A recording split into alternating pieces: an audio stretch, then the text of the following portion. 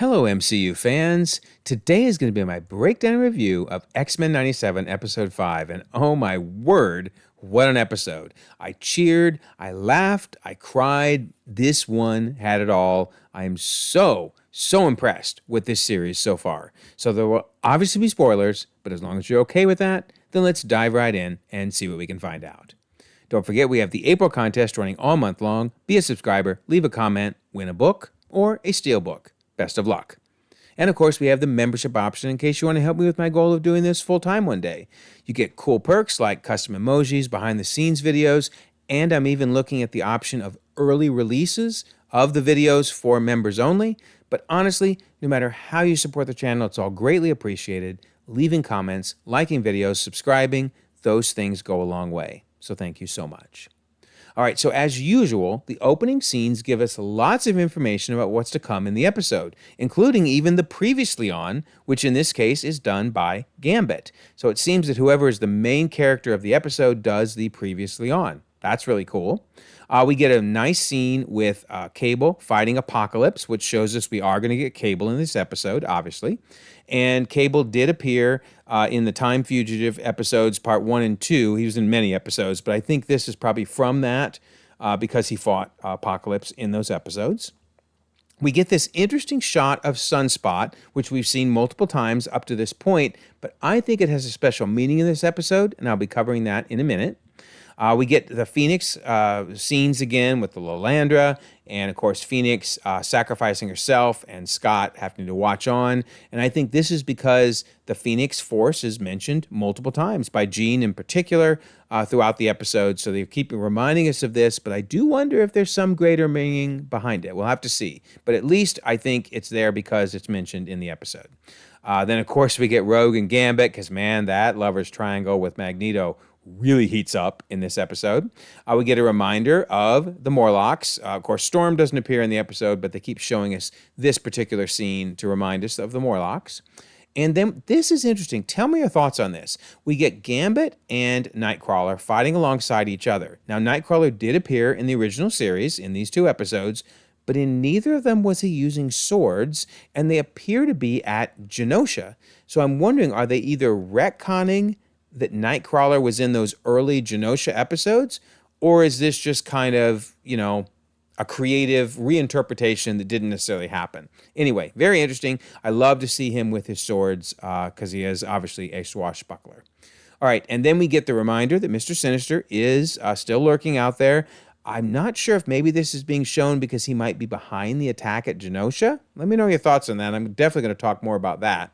And then we, of course, see that some of the people are no longer in the opening credits. Bishop is not there because he's moved to the future, right? And, of course, Storm is not there because she's lost her powers. Then, once again, we get Jean with the ponytail. Remember, in the first 3 episodes, she had the long hair, and then she moved to the ponytail. And this seems to be to help us understand whether we're looking at Madelyne or Jean, because Jean likes her hair in the ponytail, Madelyne likes it down. Doesn't mean they wear their hair that way every time, but it's a good way to indicate, just in general, who we're looking at. And a really interesting fact has come to light.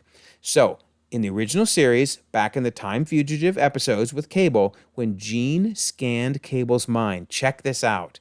Look at this. So Jean, scanning his mind, notice has the ponytail, but what does she see? Cyclops and a long-haired Jean, which probably means Madelyne.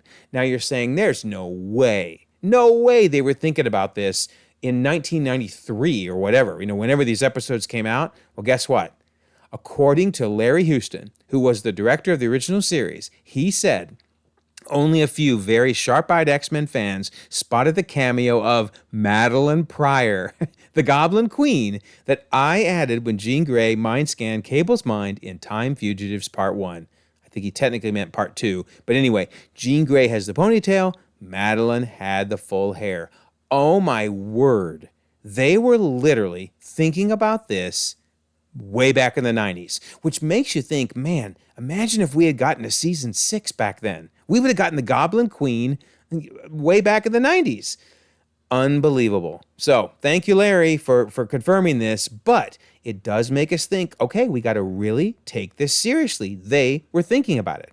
So I had originally thought this is when they did the swap. I mentioned this in the last episode, my last video, where I said that Beyond Good and Evil is where I think where she was kidnapped while they were getting married and then returned back to Cyclops, and notice she has the long hair. But then again, you might wear your hair down for your wedding. That totally makes sense. So I still think this is when she was swapped, that this is Madelyne. But this is interesting. Remember, again, I mentioned in my last video that episodes 2, 6, 8, and 10 are the only times in season 5 that Jean Grey appears. And these are those appearances. Ponytail, long hair, long hair, long hair. Now, technically, she does appear in another episode in a picture only, but that's kind of funny because look in the picture, she has her long hair. So, if only time that she had the ponytail was in the first time she appeared, I think the Phalanx Covenant, episode 2, must still be Jean. And it's quite possible that during Stormfront, where if you've seen those episodes, you know that most of the X-Men were off planet with Archon fighting him. So there would have been very few X-Men back at the X-Mansion, and since every appearance afterwards she has the long hair, I'm wondering if maybe she was swapped in episodes 3 and 4. I really hope they tell us, because it's pretty clear that they planned this. So, way cool. Just way cool. I love how all this comes together. All right, so anyway, on to the episode. So Trish Tilby is a reporter, and she's doing kind of a behind-the-scenes of the X-Men. And she starts her interview with Beast, who you might notice is blushing. Well, he's blushing because it's a reference to the comics where, yeah, they were a hot item. That is him and Trish, pretty much making out. So, yeah, I love that little nod to the comics with Trish and Beast. Very cool. Then I love anytime also that we get to see this original photo of the team. And, of course, this is when they originally formed. And then this is kind of funny. Poor Cyclops. He got some bad footage in this video essay because he's waking up in the chair. I think he slept there instead of in bed with Jean. And notice he has the night mask on because his glasses are on the desk over to the left. So, wow. Dude doesn't even get to sleep on the couch. He has to sleep in a chair. And they put it on camera. Yikes.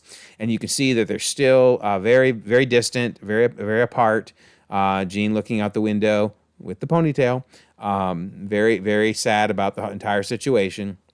Then this is interesting. Remember I said that the sunspot scene in the opening credits might have a special meaning.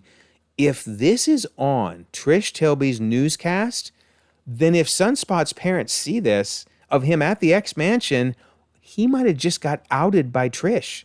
Whether it was by accident or not, I think that his parents now will know that he's a mutant. That might be why they included that scene. I don't know. Let me know your thoughts. But man, that is just wrong if that's what ended up happening. So we'll have to wait and see.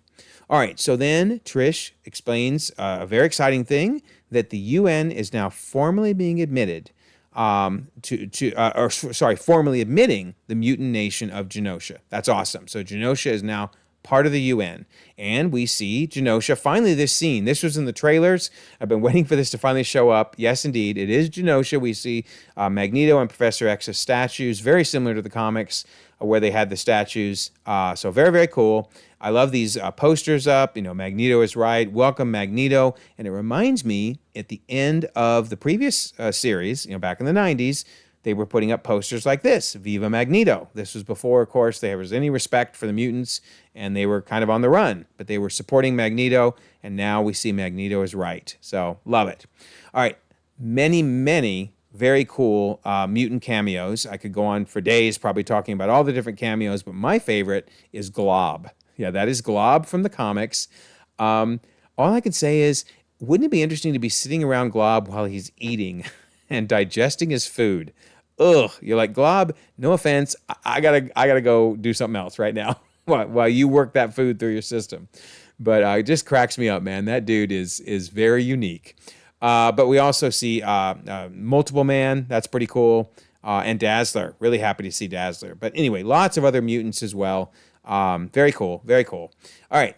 We also learn that Madelyne has not vanished. She didn't just walk off in the distance. No. She's a very prominent character. She is now on the Genosha Council, and that everyone in the X-Mansion is happy for her. Well, maybe other than Jean, who kind of wants her to go away. But yeah, she has scored a top spot among Genosha's brass. Very cool. And look at Val. I will mention Val a few more times in this video, but over on the far right there, she does not look happy about anything.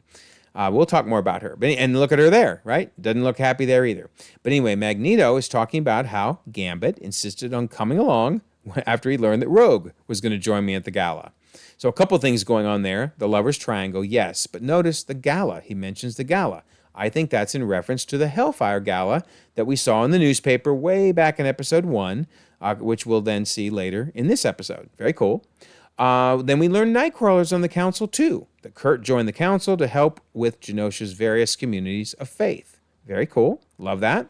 And then Gambit has a great line. As long as he left those faithful killer monks of his back at the monastery. Of course, he's referring to the episode where, well, there were killer monks. So, yeah, let's hope they don't come to Genosha. They are not welcome. They are not welcome. But I love this. Nightcrawler gives Gambit some wisdom. Says, hey, look, it doesn't take a priest to see that you and Rogue's souls touch in every gaze. But Gambit says, but I ain't the touch she be looking for. I love Gambit. But Nightcrawler's like, you Americans, you're so theatrical. I blame soap operas. That line is awesome because the entire first half of this episode is a soap opera, right? Jean, Madelyne, and Scott, and then Gambit, Magneto, and Rogue. So, yeah, much wisdom there from Nightcrawler. Soap operas indeed. All right, but this is interesting. Gambit notices Daddy's charging pretty high rent because he sees $10 for apples. All right, this is 1997, mind you, $10 for apples. So I don't know if they're going to pick up on this down the road, but that is interesting. Somebody might be scamming here. We're going to see the Hellfire Club is also part of the council. Is it Sebastian Shaw doing this and skimming the people, skimming money off the people? Because they say, well, birthing a nation overnight is not without its share of stumbles. But Gambit's like, well, guess what? Maybe the issue is I'm the only one willing to ask questions that no one else will. So we'll see. This may be a one-liner and then move on, but I have to wonder if this may come up in later episodes. All right, so then we jump back to the interview that Trish is doing with Scott, and she says, actually, let's talk about you and Marvel Girl. I love that she refers to her as Marvel Girl because that was Jean Grey's first superhero name, if you will. In fact, actually, I suspect the world at large still calls her Marvel Girl. Why would they call her Jean Grey, right? But she says, I have to ask, when did you know she was the one? There's such a double meaning there, right? Because Scott doesn't know which is the right one right now. That's really funny. But while they're talking, Jean is trying to decide the same thing. She's looking at her different memories. Now, tell me in the comments, am I just off base on this? I am so confused as to why this is so hard for her. Because at some point, she was knocked out, cloned, and Madelyne took over her life. So any memories that Jean has and Madelyne has means that it was Jean. But any memories that only Madelyne has means those are when it was only Madelyne, because Jean was now cloned and asleep in Sinister's lair. Why is this so hard for her? But clearly I'm oversimplifying, and that's fine. And if I'm missing something, let me know. But I think any of these memories we see in the circle, that would be her, because she has them. She wouldn't have Madelyne's memories. But anyway, tell me if I'm wrong. Anyway, so Wolverine says, hey, you two lovebirds still ain't talking? Because, he sees the tension. And she says he's grieving his son, which I can understand. I'm sure it's killing Scott to have given up his son. But then, speaking of memories, she says, I forget how many sunrises your eyes have seen and how many memories you would have. Well, Logan says, they only ever seen one of you, Red. So, yeah, very romantic. I mean, it's clear he loves her. But he also, knows it's off limits. And whoa, what? What just happened, right? I mean, I was like, I about fell out of my chair. Okay, so it's not Logan, pursuing her. It's her pursuing him. My word. So when Scott finds out about this, it's going to be very interesting. I respect Logan, though, who then says, no, it's you and Scott. I got to get out of this right now. So he pushes her away. But that's craziness. Meanwhile, we have poor Scott failing miserably at this interview. Where is his PR person to stop the interview? Because it's going very poorly. The interviewer says, hey, I saw hospital records for one Nathan Charles Summers, born to Scott and Jean Grey Summers just last month. Boy, there's a lot going on there. First of all, from a timeline standpoint, we know that we're about a month after that first set of episodes, because she says last month. But notice the world at large assumes it was Jean Grey. Well, it wasn't Jean Grey. It was obviously Madelyne. So that really triggers Scott. Scott's like, I gave him up because you can't say thank you. I lie because the truth is we're nothing like you.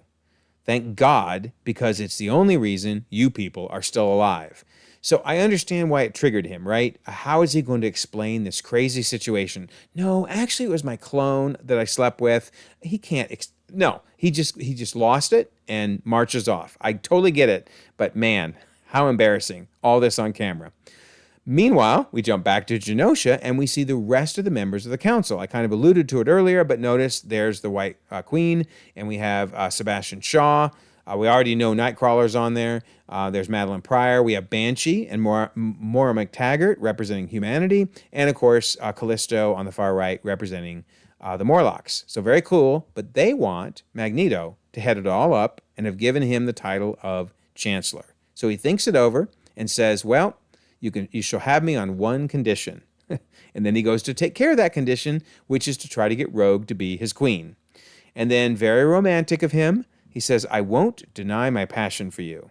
As with Gambit, loving you makes broken men whole, so that even as you deny us, our heartache is not in vain. Oh, man. So, first of all, I didn't see this happening. I really thought Magneto was just going to be helping Rogue out, to learn how to control her powers, and so she could be with Gambit. Nope. He wants to be with her. So we have two massive lovers triangles going on. My goodness. And then he says, we would be lucky to have you lead. Well, he didn't actually even say that. The closed captioning do not handle this very well. What he really said was, we would be lucky to have you lead. He intentionally leaves a space there to make it clear what he's really saying is, I want to be with you. But then he moves in with lead. Pretty clever. But yeah, sometimes the closed captioning doesn't help. But anyway, now we jump back to Jean and Scott, this lover's triangle mess. The soap opera, right? Nightcrawler and the soap opera. She says somebody says, sometimes you have to let go. Now notice her hair is down. When it's down, that's our big hint that it's Madelyne, right? So she's trying to convince Scott to just let things go. And Scott says, well, there's some things worth holding on to. And he leans in for a kiss. So that's our second kiss of the episode. We got one more to go. But you're thinking at first, that's fine, right? No, it's actually Madelyne with Scott having a psychic affair, which they get busted on because Jean discovers it. Now, this did throw me off because Jean has long hair in that image. I would have thought it would have been a ponytail. I don't know if that was just a mistake or not, but clearly it's Jean talking to them, as she says, if you will excuse us, Madelyne. And so she basically kicks her out of Scott's mind. Oh, my word. So there's Madelyne and Genosha getting kicked out of the mind, and Sebastian's like, is something wrong, Miss Pryor? And she's like, oh, no, sorry, I just drifted for a moment.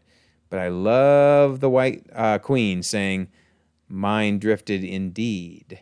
And notice the finger on the lips. I'm telling you, for lack of better words, sensuality in these episodes is palpable. I mean, wow. Obviously, the younger kids watching this wouldn't get it. But, for us, we can see that there is just much, much sexual tension throughout all of this. I am thoroughly impressed that Marvel has stuck some of these mature elements in what's just a cartoon, right? It's just a cartoon. Oh my, no, it's far more than a cartoon. So, back to the soap opera. We have Scott trying to admit that it's been a month maybe. I was checking in after she moved overseas. So basically, he's admitted to having a psychic affair with Madelyne for the last month. Now, I get why Jean is mad. I would be mad too. But keep in mind, Jean did just kiss Logan. So then when Scott says, I love you both, she loses it, right? Sinister cuts out a part of me, and you love it? Referring to Madelyne? My love for you is the one thing I remember amid this pain and insanity. Now, she says that, but remember, she just kissed Logan. So it's craziness. This is a total soap opera, and I love it. I love it.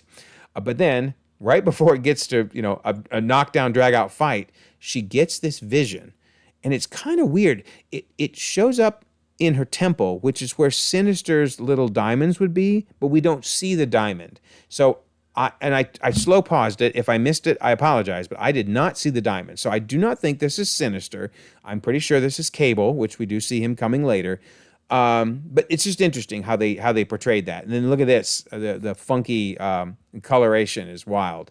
But yeah, so she clearly gets a vision, and we'll come back to that in a minute. But now we need to move on to more soap opera, right? As Rogue has to break the bad news to Gambit. So she's trying to explain this relationship with Magneto. In fact, trying to explain it to all of us. She says, it was back after I ran away from my daddy. My evil mother was helping me with my powers.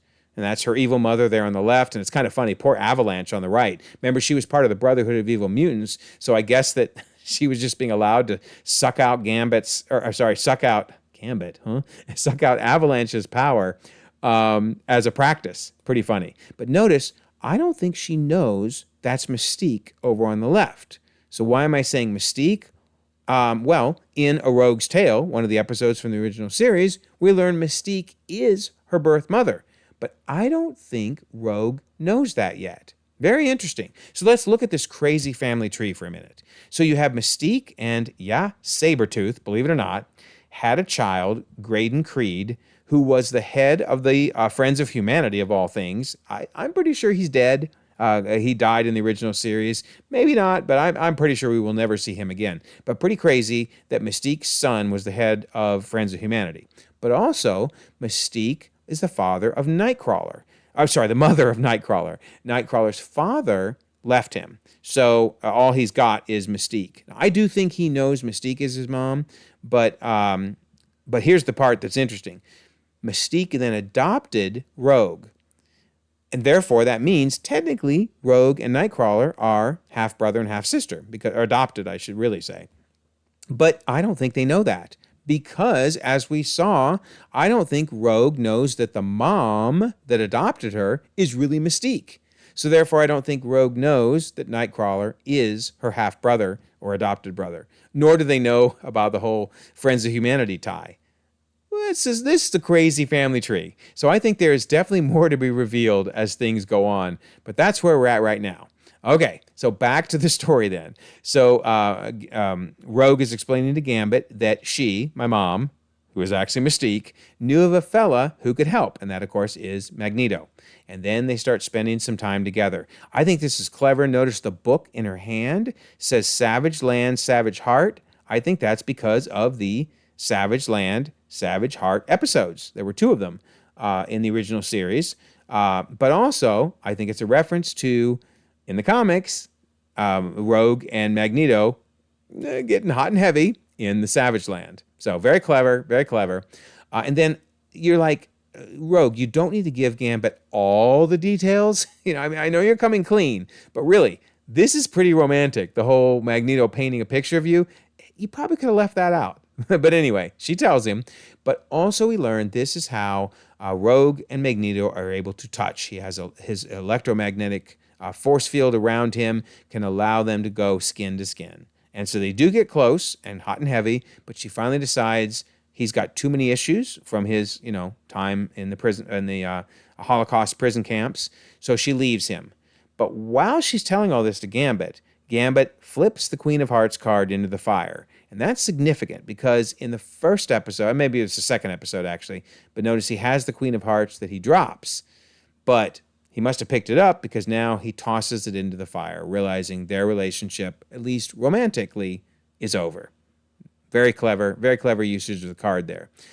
So then Rogue says, your heart may beat for me, but I can't feel it. And that's a big deal because remember, her final line is about the fact that I can't feel you. Isn't that interesting how they were alluding to it right here with this line?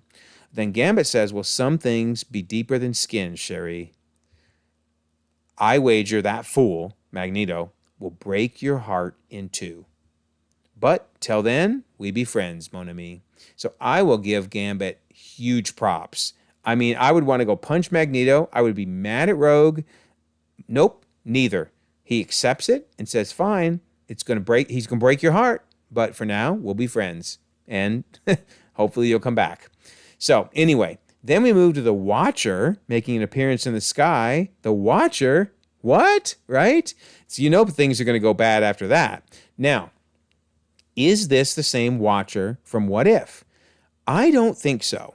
I think the Watcher from What If is watching over the 616 universe, a la Loki's tree, and I think the X-Men universes, if at least universe, if not universes, are separate. So if you remember, in the original series, there was a Watcher.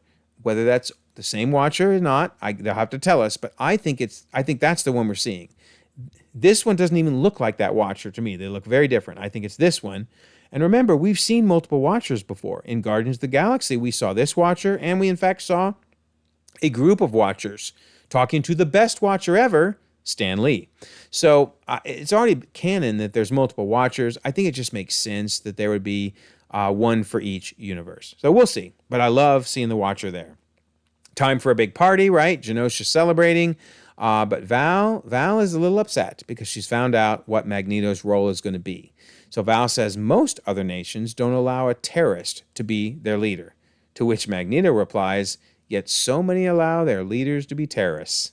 Man, the political commentary is intense in these episodes. They are not messing around. Wow.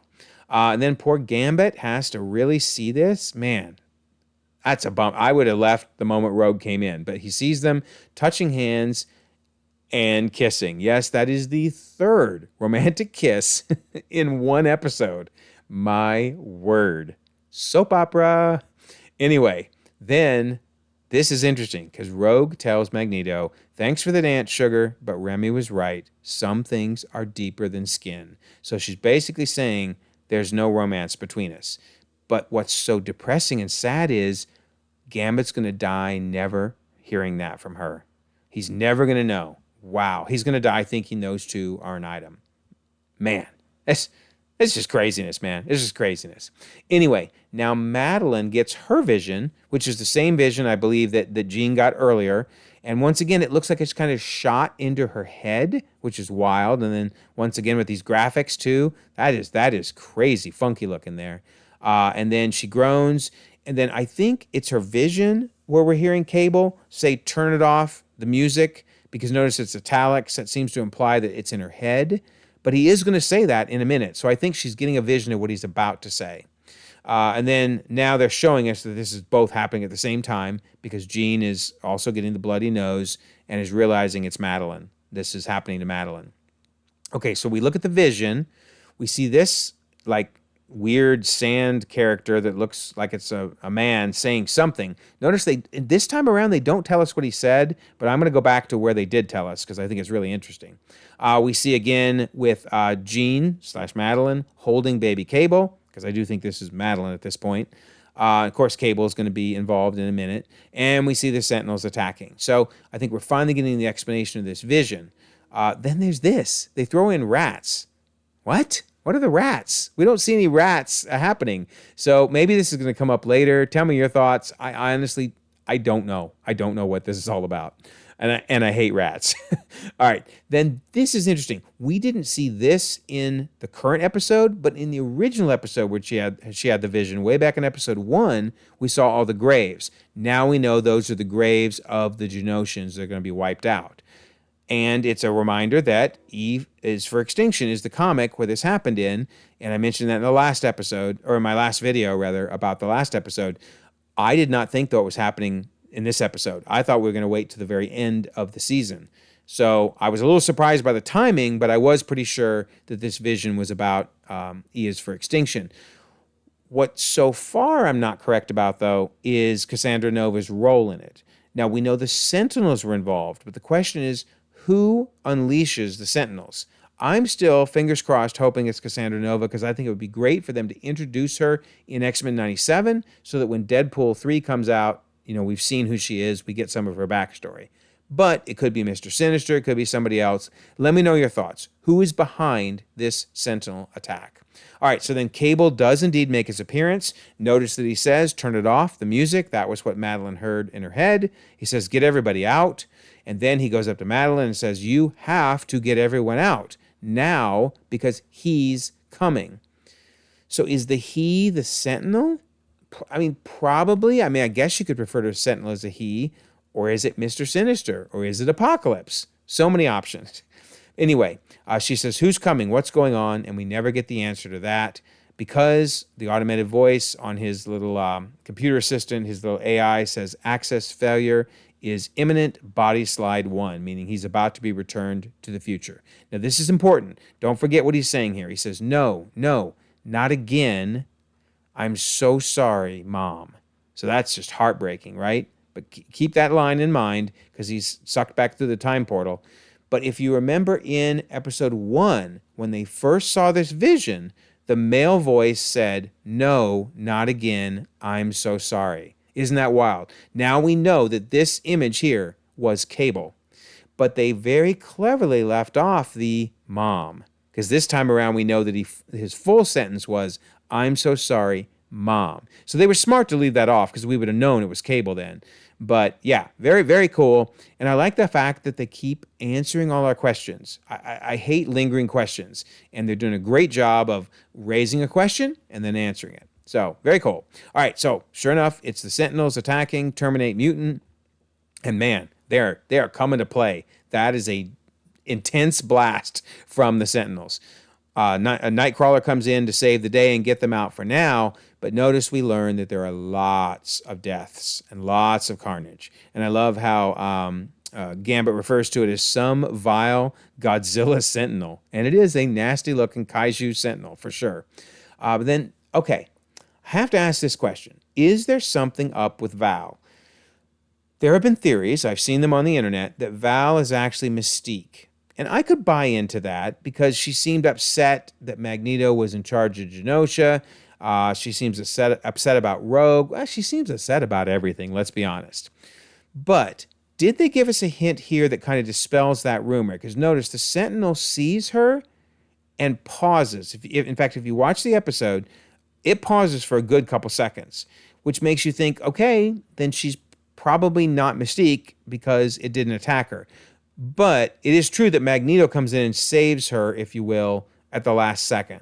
So I don't know. I'm torn. I don't really think Val would be Mystique, but I understand why people are suggesting that because we know Mystique is going to be part of this and we haven't seen her yet. So anyway, let me know your thoughts. Do you think Val is Val or do you think there's something going on with her?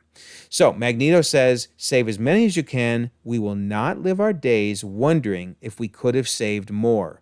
This line, I think, has a ton of relevance because, of course, Magneto was part of the Holocaust, right? And Schindler's List, one of the most famous movies about the Holocaust, but more importantly, a famous individual, Schindler, said, I wish I could have done more. If you've never seen Schindler's List, you got to see it. It's so good. But he realizes, I could have done more. I could have done more. I could have saved more of them. The fact that Magneto is saying, I don't want to live our days wondering if we could have saved more, I think it's a reference to Schindler's List. For those of you that have seen the movie, let me know your thoughts, but that is beautiful if that's what they're doing an homage to. All right, so he goes nuts, starts attacking, but he gets rebuffed. That's him inside the energy thing there, and ends up hitting the Xavier statue. Man, how tragic. And then he even has a mental flashback to the Holocaust, to the prison camps. And then he goes nuts. He says, that's it. They will be avenged. And he sends a train headlong into that kaiju Sentinel and then uses it as a whips it. Oh, my word. That is so stinking cool. But now it's mad and realizes he is an Omega level threat and it's going after him. And unfortunately, that's the same time when he had gone and saved some of the Morlocks. So there they are right around him, including poor little Leech. Little Leech is so scared. And then, this is just heartbreaking. Magneto says to Leech, do not be afraid. But he says it in German, which of course would have been, the language he was raised in as a boy. Oh, my word. This episode, man, it's killing me. It's killing me. But they blast all of them, and presumably they're dead because the Sentinels say Omega threat eliminated. Is he really dead? We'll have to wait and see. And then the Sentinels turn on all the others who are just basically helplessly standing by. Now, Nightcrawler could teleport away, but he wants to help everybody, right? So he's trying to decide what to do. And then I think this is interesting. It's been said that this might be a Bo DeMaio cameo. I mean, it looks a little bit like him. I'm not sure what to do with the blonde hair on top. But hey, I'm going to give credit to Missile on our Discord server, because if he's correct and that's Bo, then nice find. And if not, it's a clever idea nonetheless. So calling you out, Missile. Good job, buddy. Okay, so then we see Gambit make the big sacrifice, right? He says the cards are always in my favor. Well, turns out they might not be this time because he gets impaled in the side. Man, this is stuff we never would have seen in the 90s in the cartoons. But they think he's gone, and they say mutant intruder neutralized. Nope, because he says the name's Gambit, mon ami. Lights up the rod that's impaling him, which then lights up the Kaiju Sentinel from head to toe, and he blows it to shreds as he says, remember it. So it's great. That was the title of the episode, obviously. One of the many meanings of the episode. Obviously, there were many people trying to remember things as well, but very, very good title for the episode, but epic way to go out for Gambit. And then you can see the X-Men are just, they're speechless. They don't know what to say watching this carnage on TV. And then, oh my word, if this didn't get you, nothing will. When she says, I can't feel you. She's able to touch him now, and skin to skin, and can't feel him. Now, I've seen some people compare this to WandaVision, which, if you know me, you know I love WandaVision. I mean, love it. But I would have to say this was even more emotional. Even more emotional than that scene. Let me know your thoughts. Which one hit harder for you? But I got to go with X-Men 97. This season has been so good. So good. All right, our next episode is going to be Life Death Part 2, which, of course, is the Part 2 from the comics. So, man, they're killing us, right? They're going to make us wait 2 weeks before we get to Bright Eyes. My guess on Bright Eyes is that's referring to Cable, because he has the bright eyes. So we're going to see maybe Cable come back in time a little earlier and rewrite time, or maybe that's what's going to happen over the next 3 episodes. Let me know your thoughts. Is Gambit dead for good, or will Cable find a way to rewrite time? My goodness gracious, so good. Let me know your thoughts. I'd love to hear them. Also, don't forget, April contest, be a subscriber, leave a comment, win a book or a steelbook, and of course, we have the membership option if you're interested in that. And we have the Discord server. That's where we talk about this stuff right when it comes out. Notice we have an MCU spoilers, and the moment the episode comes out, we're all talking about the episode, and lots of fun. Over 1,300 members across the globe, conversations 24/7. Love to have you join. I will leave a pinned comment so that you can join if you'd like. Also, if you don't mind, like this video, subscribe if you haven't already. You can check out more content, and we'll all continue to enjoy the ever-growing, ever-changing Marvel Cinematic Universe.